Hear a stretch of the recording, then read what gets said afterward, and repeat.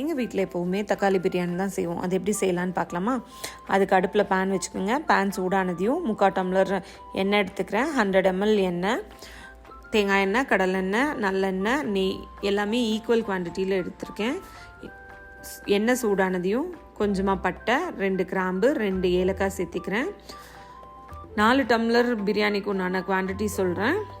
6 பெரிய வெங்காயத்தை நீளமாக கட் பண்ணி அதில் சேர்த்து நல்லா ஃப்ரை பண்ணிக்கிறேன். வெங்காயம் ஃப்ரை ஆகட்டும். நம்ம இப்போ பேஸ்ட் ரெடி பண்ணிக்கலாம். 8 ஏலக்காய் எடுத்திருக்கேன். 1 டம்ளருக்கு 2 ஏலக்காய் கணக்கு. 2 இன்ச்சுக்கு பட்டை, 12 கிராம்பு, 1 டம்ளருக்கு 3 கிராம்பு, 1/2 டேபிள் ஸ்பூன் சோம்பு, 12 வரமிளகாய் எடுத்திருக்கேன். 1 டம்ளருக்கு 3 வரமிளகாய், 2 இன்ச்சுக்கு இஞ்சி எடுத்திருக்கேன்.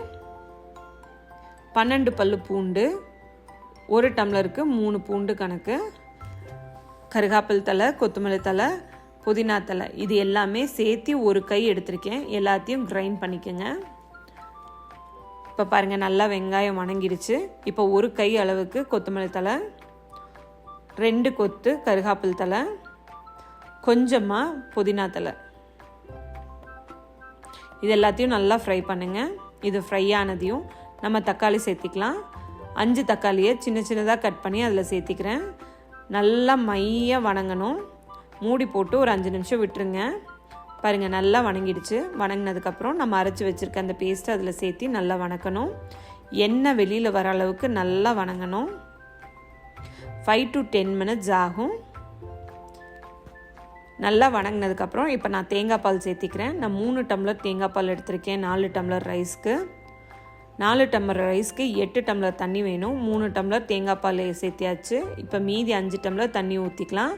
நல்லா தண்ணி கொதிச்சதுக்கப்புறம் ஊற வச்சுருக்க 4 டம்ளர் ரைஸை அதில் சேர்த்திக்கலாம். நல்லா கலக்கி விடுங்க. மூடி போட்டு கொஞ்சம் நேரம் வைங்க.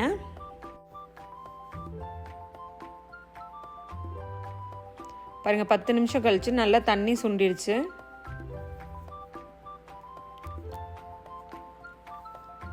ஐம்பதுலேருந்து 60% நல்லா வெந்துருச்சு. தண்ணிக்கும் ரைஸ்க்கும் ஈக்குவல் ஆகிடுச்சு. இப்போ நம்ம தம் போட்டுடலாம். மீடியம் ஃப்ளேமில் 5 minutes தோசைக்கல்லை விட்டுடுங்க. தோசைக்கல் சூடானதையும் பிரியாணி பாத்திரத்தை அது மேலே வச்சுட்டு 1 டேபிள் ஸ்பூன் நெய் ஊற்றி நல்லா டைட்டாக மூடி 20 minutes ஸ்லோ ஃப்ளேமில் விட்டுடுங்க. சூப்பரான பிரியாணி ரெடி ஆகிடுச்சு. எப்படி இருக்குன்னு செஞ்சு பார்த்துட்டு சொல்லுங்கள்.